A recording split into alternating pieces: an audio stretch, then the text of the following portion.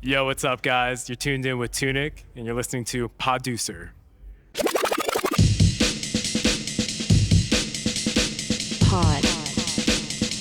Poducer.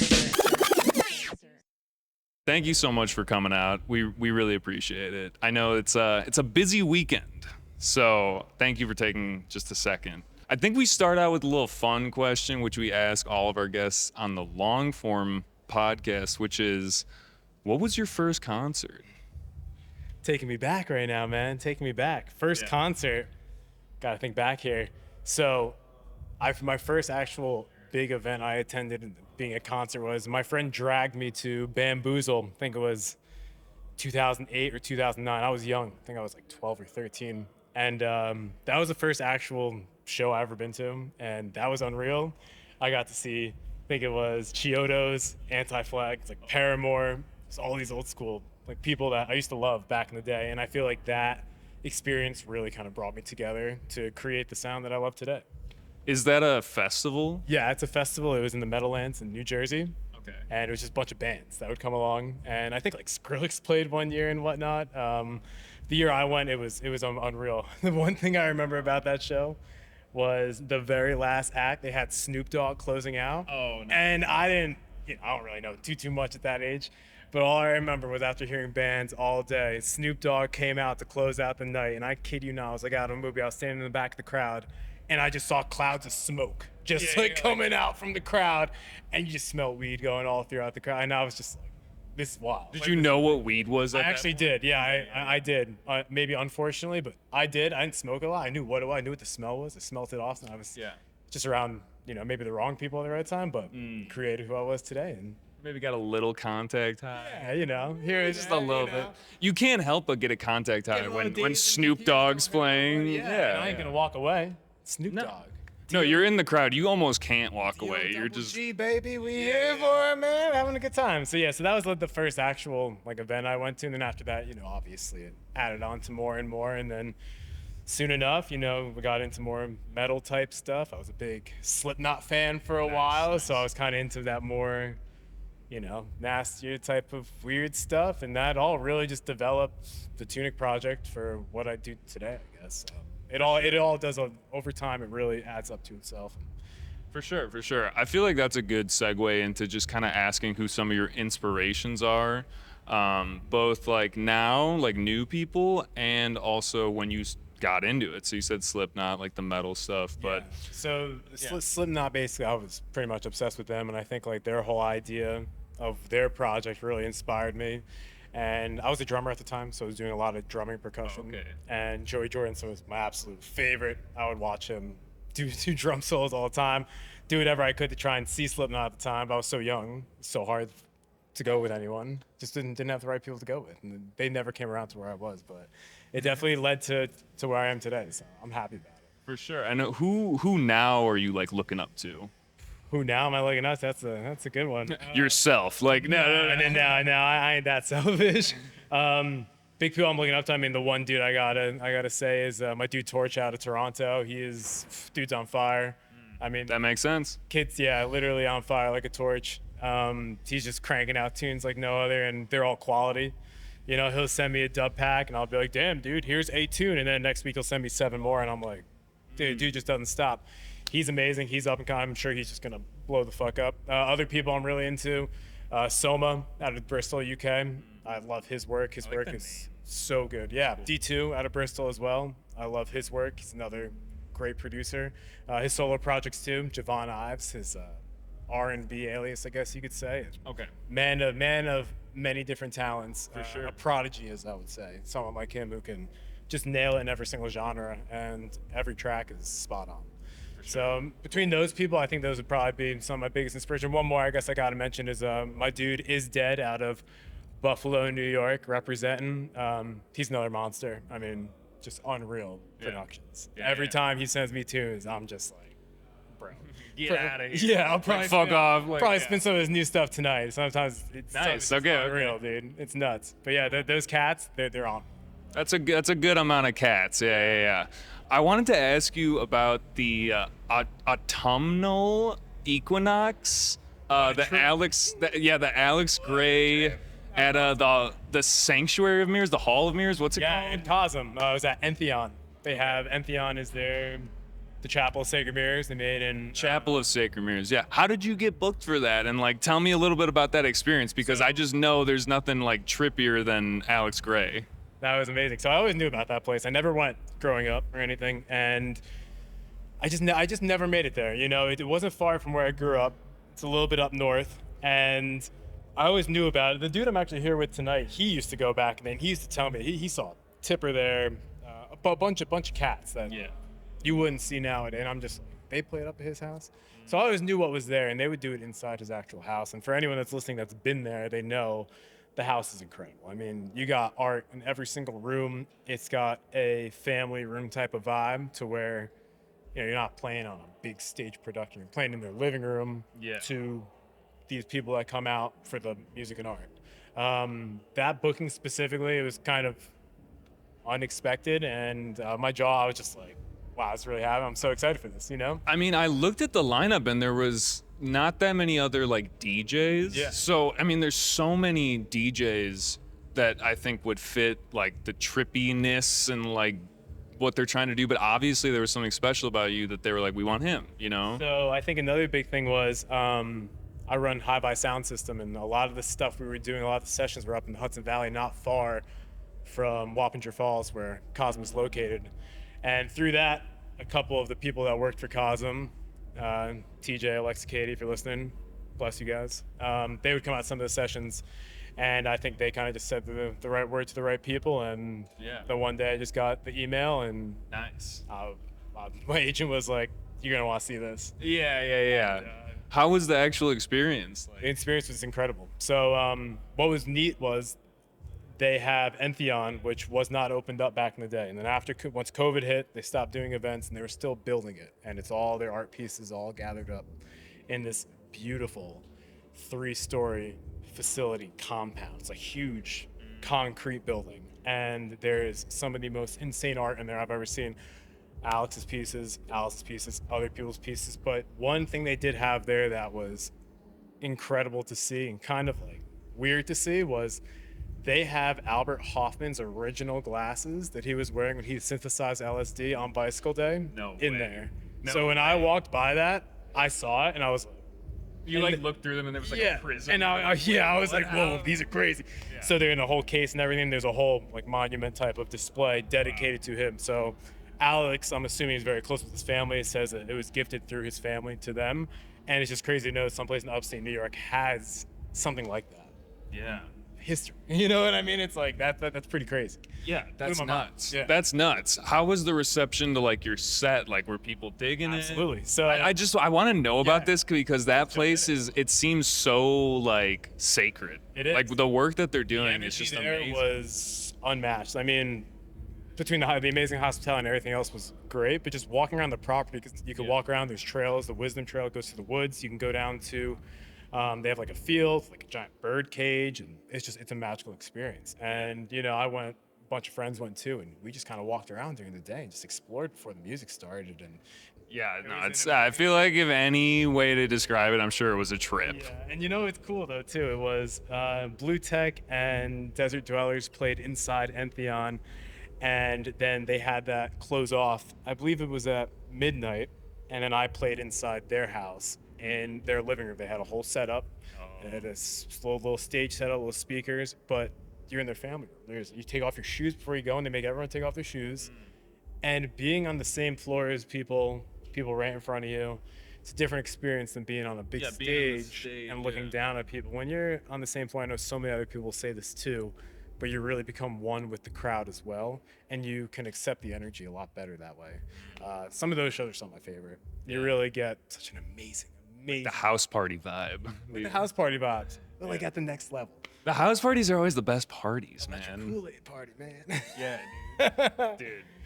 So tell me a little bit about Hi-Fi. Hi-Fi, right? Hi-Fi Sound System. Yeah. So Hi-Fi Sound System is it's a project I wasn't really intended on starting, but it kind of just fell into place. Long story short, when I first started playing events as Tunic back in like 2018, 2019, I met these people through playing through a couple places in Brooklyn. They go by Jungle Skank and Sound Systems, based out of Long Island.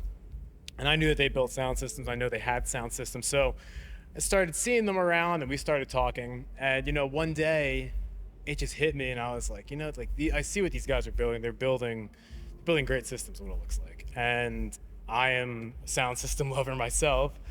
And I had a pair of like powered Mackeys at my house, just like a little PA system. I thought it would have been cool to like talk to them and be like, hey, if you got like an extra sub laying around, let me buy that off you. And I'll just hook it up to my Mackeys, and like me and my friends can post up somewhere and have a little party, you know what I mean?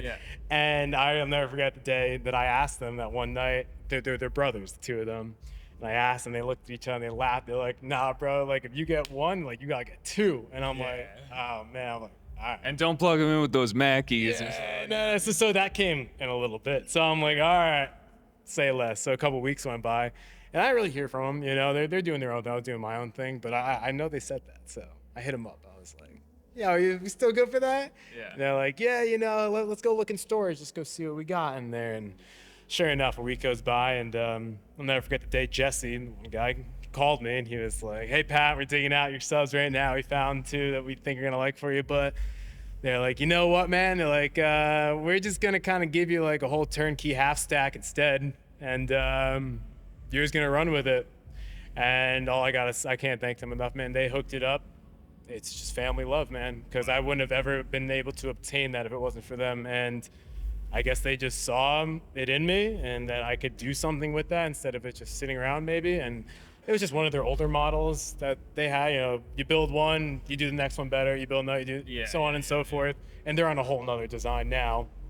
So this was just sitting there, and I got lucky enough to where they kind of, at a fair price, pass it along my way and just kind of let me run with it. And in 2019, I think it was October 2019, I went and I picked it up, and I had no idea what I was getting myself into.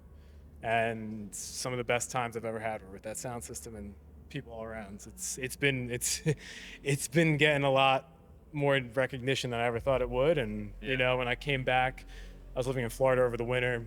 I had the intentions before I left. I talked to them and I was like, listen, because we started doing events more and more, started getting booked for other shows with bigger people. Half stack's only so much. It's great for like, a nice friend party, got 20 people, string up, have a good time, play some reggae. But when you're getting booked for artists out of the country to play on it and stuff, it can only do so much to so many people. So I got we would do it so many times, and there's so many times where we were having sessions and events, and I would look at my friend Dean, who runs it with me, and I'd say, we need more. We need another one. It's just, it's not enough. Like, we need another one. So I had the intentions, and I planned. I bought amps. I acquired a bunch of amplifiers, the drivers and everything over time with the intentions of, okay, I'm going to get another one. And before I left for Florida, I just called them. I was like, listen, guys, I just need a quote. You got to build me another one. And they said, of course you will. And as soon as I came back, they built it like that. I think I was in Florida for a month, and they sent me pictures of it like all built. And then they're like, it's waiting for you. I was like, I'm going to be back. I'm going to be a couple months, but I got it. So they hooked it up again, man. And like I said, I can't thank them enough, because it wasn't for them, I would have never. I'm not a woodsman or anything. My friends build, but not me, dude. So it's like a craft, like you got to know a guy. You got to have a wood shop connect. You got to know what you're doing when you're cutting this wood. You got to know what kind of wood to use, and you got to know the electrical components. And these guys know it all.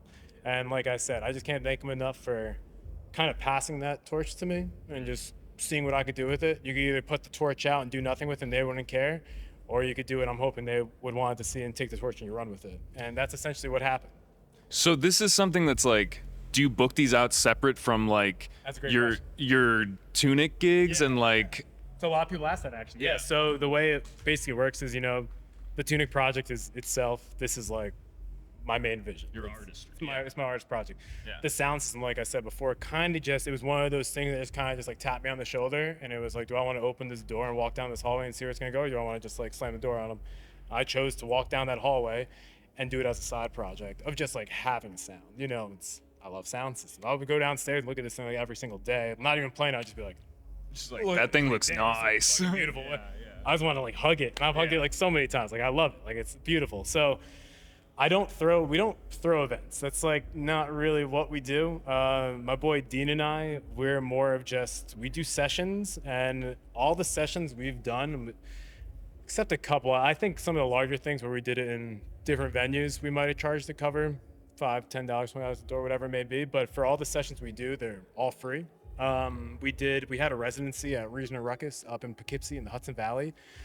Last Friday and Saturday of every month, we would do a night of Reason, which is a night that we decided to do focused on vinyl education through sound system. So we would set the sound system up in a family room type of style, would have the turntable set up on a coffee table.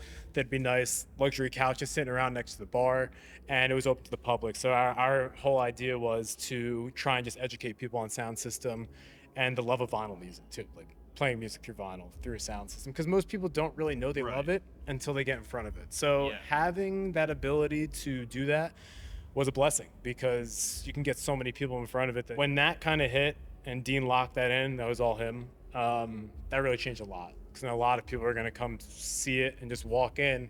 We would have people stumble in from just the street and be like, yo, we hear this room shaking from down the road. Like, what? They're like, oh shit, this is cool. Like, what the fuck? Like, this, I'm gonna grab a drink and I'm gonna sit down on this couch real quick and watch you select some records for a minute. And it's just neat, because then these people are intrigued. They're like, I've never experienced this.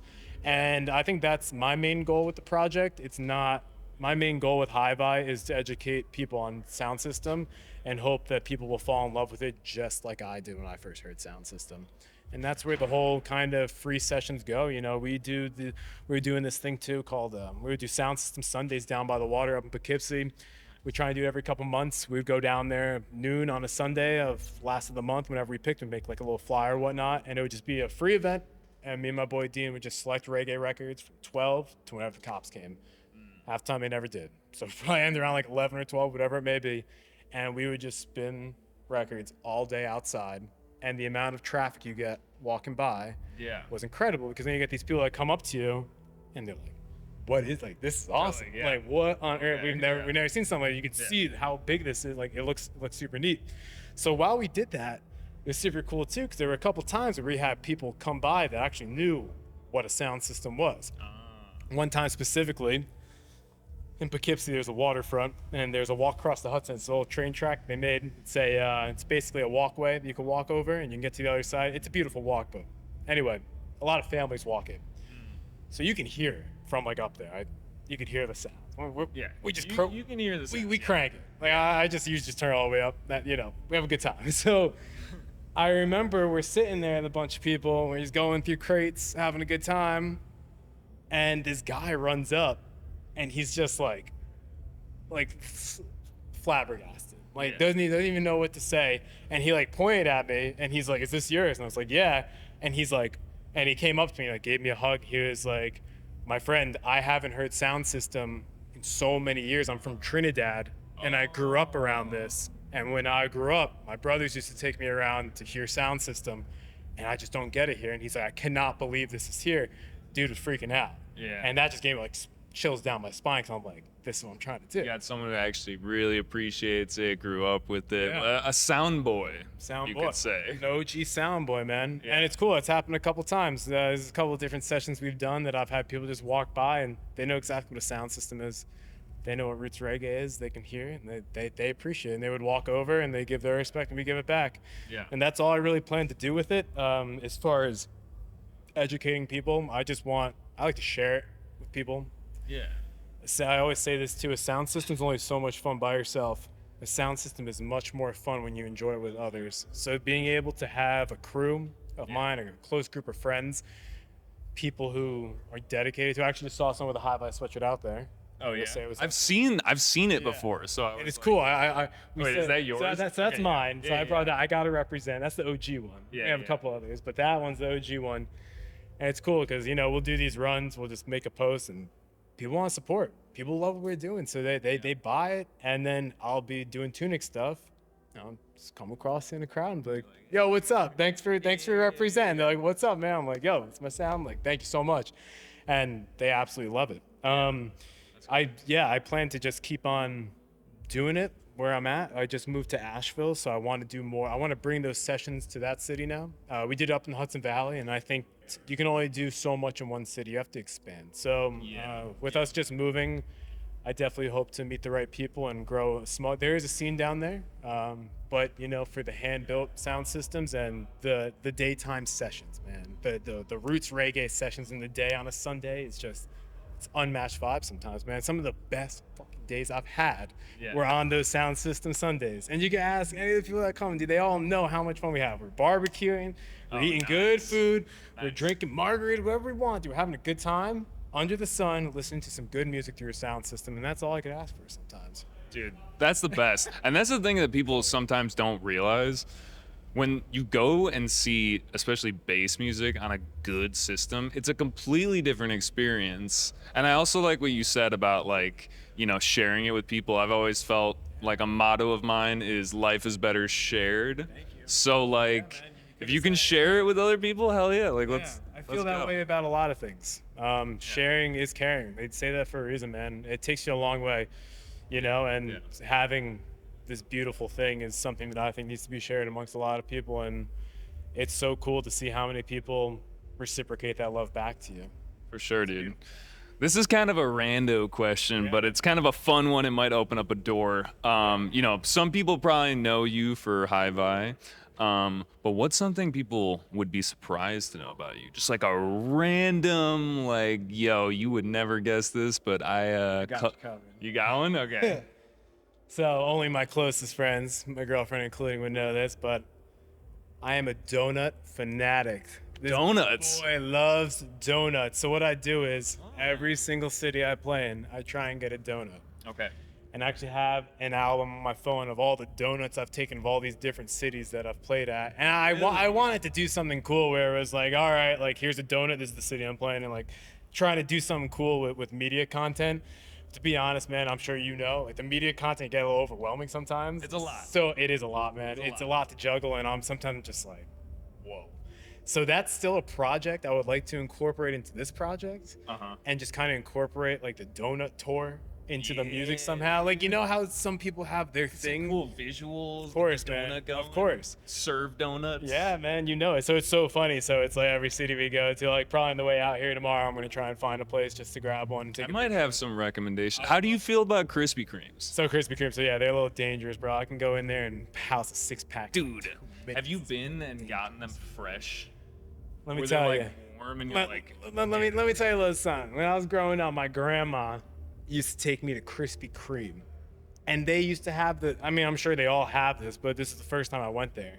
They got the conveyor belt going, and she would bring me in, and we'd watch the donuts get flipped, go down the hot oil, get flipped again, go down the hot, and do their thing down the whole assembly line. Down like a little and lazy river. My mouth's just salivating right there. And I gotta say, they're not good for you. They're horrible for you. But you know what? So is a lot of other stuff that we do, and moderation's key, man. You keep it a little bit here, a little bit there. It's a good time. So yeah, donut tour is definitely a thing. A lot of people might not know that. My close friends definitely do know that. Yeah, I'm a donut connoisseur. Just to clarify, what's the best donut? What's your, if you could just have a donut right now, would it be Krispy Kreme, or would it be if I could have a donut right now? You could just spawn a donut in your hand. Totally butcher this name right now. There is a bakery donut shop in Pond City Market in Atlanta. $3 Bakery, maybe it's called. That might not be right. I think it's $3 Bakery. I can't remember, but every time I go to ATL, dog, let me tell you, they got Atlanta's holding it down. They got cronuts, different layers of fucking beauty. They got such good frosting on it. Probably one of the best donuts I've ever had by far. But when I go to these spots, if I'm going to a normal just donut shop, nothing fancy. That one's a little fancy. They got a whole bunch of different kinds. They got different cream fillings, all these different croissant type donuts, and there's so many different. The flaky donuts. You can get lost in the sauce. There's a lot of different donuts. There's a lot of different donuts. Bagel's kind of like a donut. Bagel's like a donut on the different end of the spectrum. It's one is super sweet, and then the other is just nice and doughy, and it's good with a little bit of butter. You know what I mean? But if I'm gonna get a donut at just a standard donut shop that I'm trying, strawberry frosted and sprinkles. Strawberry frosted sprinkles is your favorite type? Gee, yeah. I mean. Homer Simpson. Oh yeah, the Simpsons donut. All the time. He knows.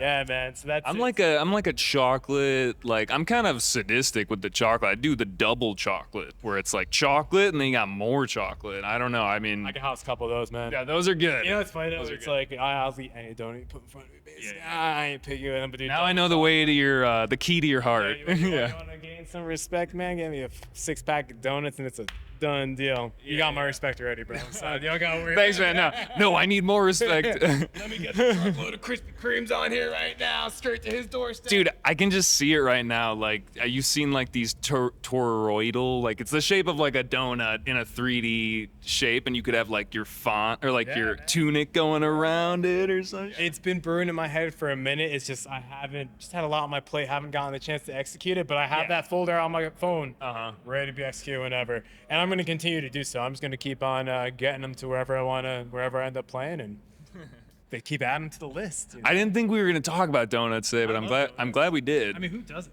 Yeah. Let's be right. No, I mean If you don't like it's donuts, weird. there's Yeah. something wrong with you. Yeah. Like, no, I don't eat sugar. I'm like, all right, fine. If we really want to go down this rabbit hole, listen, I've had vegan donuts too, and some of them are actually really, really good. Like, people might hate donuts because like, oh, they're dairy product, but like, you know, you just gotta find the right vegan spot, and they can house a good donut. Like, it's Yeah, not, I believe it. Like, it's good, man. Like, people are actually, you know, they're innovative with what they can do, especially for those type of dietary restrictions. So, Sure. if you don't like donuts, I'm sorry, but If you got IBS, there's ways to eat donuts still. Yeah. life's too short. Eat the donut. So just to bring this back, donuts, Tunic. Just wanted to ask you kind of like a question as we wrap up here. What's the plan with Tunic? What do you got in the pipeline? Like, what's the next thing? The next thing, yeah. So Playing tonight. Like, playing tonight. I'm super excited for tonight. I mean, Element 5 sound system, probably one of my favorite sound systems I've ever played on. When I heard that they were gonna be here, I was like, please be on the stage and playing on. let's go. Sure enough, it was. So I'm like, wow, that's amazing. The future for Tunic, though, gonna keep on pushing the sounds for what I'm doing. This past year it's been good. It's been busy. It's been playing a lot of shows. Probably the most I've ever played. I got 4 more before the year ends, so I'm excited to roll out those for just this month, and then for next year.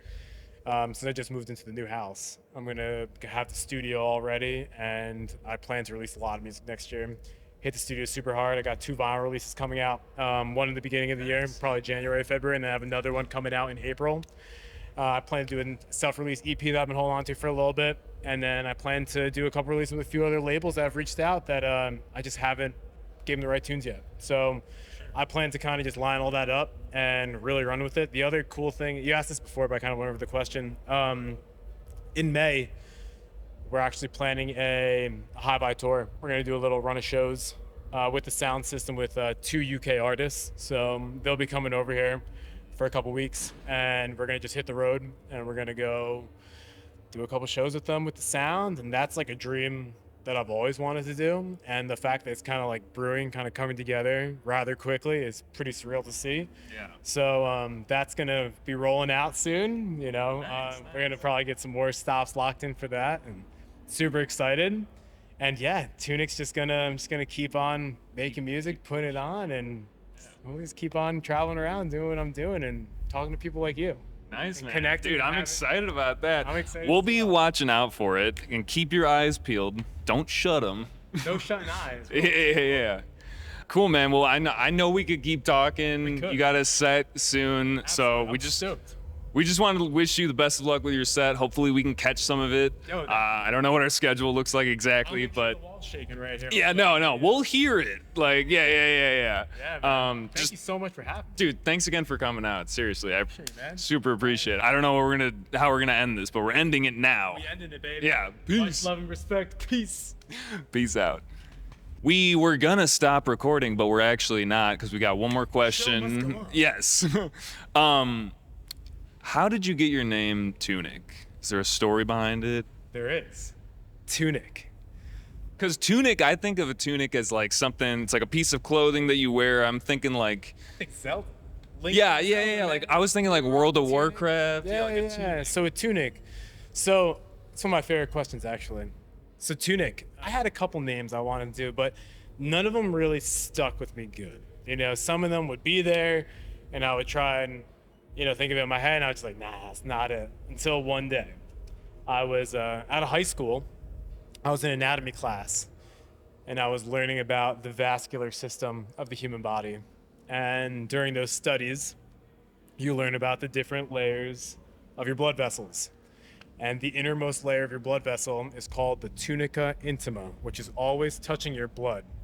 So I figure my music's in my blood and it's always touching me. So Tunic kind of just like stuck, and I was like, that's it. That's it. Yeah, and I kind of just rocked with it, and people like it, Tunic, 2 syllables, it kind of rolls off the tongue, and I liked it, and I kind of would just keep on telling it to myself, like, does it work, and then I told people how I found it, they're like, nah, we fucks with that, so I'm like, say less. So I kind of just rolled with it. Nice, dude. No, I like that. Are you a big like biology guy? I mean, your blood, it's like your life source, like. And so anatomy is cool, biology is sweet. I was in like a type of medical trade school. Okay. I was a spine tech for 7, really? 8 years. Wow. And then I stopped. I got some knots and some kinks. Maybe you can help me out. Do a little chiropractic. Fix that up real quick. I'll go in there and fuse your vertebrae together if you really want. I'm not ready. I'm not. You don't want that, though. Trust me. No, I've heard you don't want that. But yeah, it kind of just stuck. But yeah, I was doing that for a while, and in school, it kind of just clicked with me, and I was like, wow, this is it.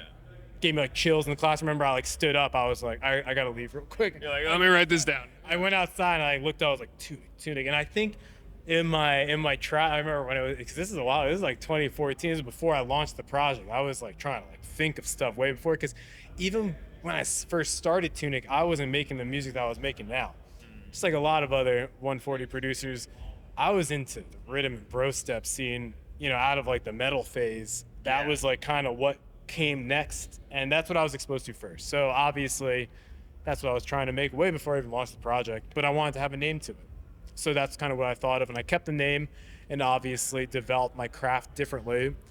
And then, around, I think it was 2018, 2019 is when I started putting out like sound system music, and it got really good feedback, and I was like, this is the type of style of music that I really want to run with. Nice. And now you're locked in. Now it's really in the blood. Yeah, now it's here for life, man. Like I said before, life's just too short, man. Just do what you love and make the best of it, because you never know when that day might be your last. So just keep it going. Let's go. That's a great way to end it. All right. Peace out for real. All my love and respect.